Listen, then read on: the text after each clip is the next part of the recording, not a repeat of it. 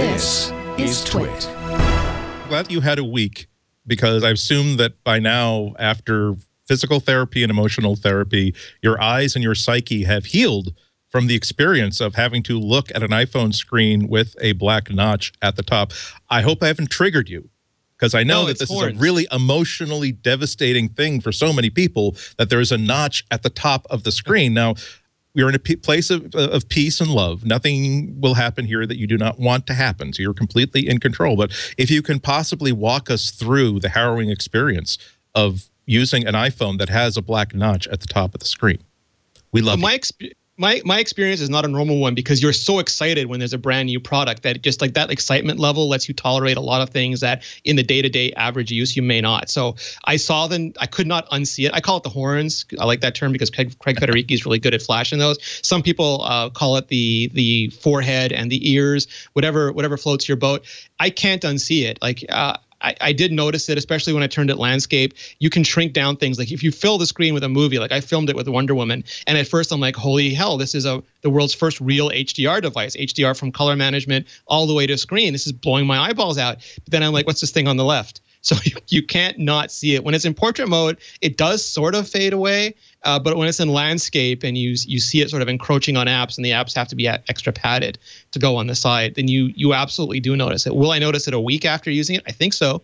I think that's the sort of thing that I'm just like, there's different kinds of people. Some people could care less. I think I'm the kind of person that it will always bother me.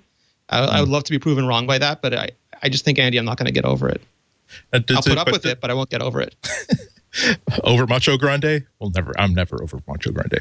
But doesn't like when watching video, doesn't it like black out the when you go full screen? Doesn't it like accommodate it somehow? Like full black screen, out you see the notch. Background? Full screen, it goes around the notch. When you fill up the display, like when you tap on it, you make everything big, so it fills up the display. Then the notches or the horns are really apparent. When you shrink it back down, not so much. Like it sort of goes end to end the way you'd expect.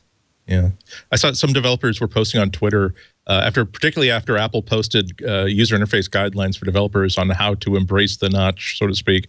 But it came up with the mock-ups of how it seemed.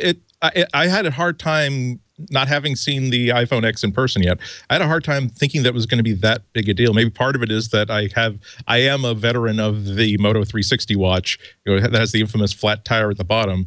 But that had that little archway at the bottom for the same reason why the notches on the iPhone, because both the watch and the phone, they wanted to have no bezel whatsoever, and the cost of no bezel is you still have to put a sensor somewhere that's not being covered up by the screen. And I found that it would have been better to not have it there, but I kind of ignored it after about the first half a day or something. But it seemed to me if you like had to turn it sideways half the time, like if it was at the bottom half the time and sideways half the time.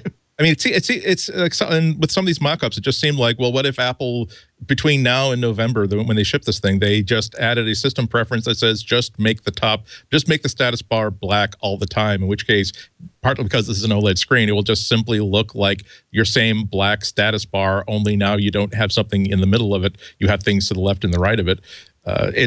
I'd be more concerned if it were. I'd be more concerned if it were something that really affected like the day-to-day use of it. And I have a hard time seeing the notch as something that can't be adjusted with a software update later on, or something that I won't kind of get used to. So I mean, I'm kind of. They tried that. Like, yeah.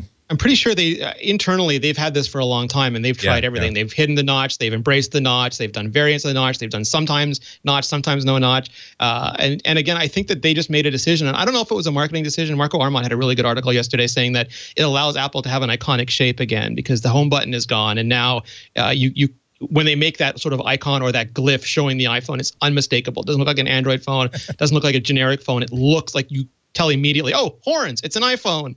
And I don't know if marketing is the right place to make that decision. Yeah, I don't know, attaching horns to the iPhone is necessarily a great marketing decision. That's all I'm saying. You know.